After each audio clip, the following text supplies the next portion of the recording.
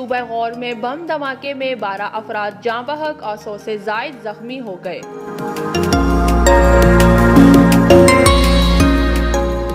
गैर मुल्की खबर रसा एजेंसी के मुताबिक गौर के दारुल हुकूमत फेरोज़कों में पुलिस हेडक्वार्टर के करीब धमाका हुआ, जिसकी शिद्दत ज्यादा होने की वजह से करीबी इमारतें भी तबाह हो गए।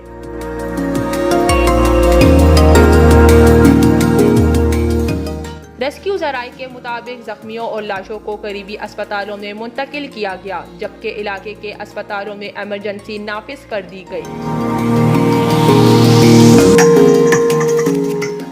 धमाके की जिम्मेदारी अब तक किसी कलअदम तंजीम की जानिब से कबूल नहीं की गई।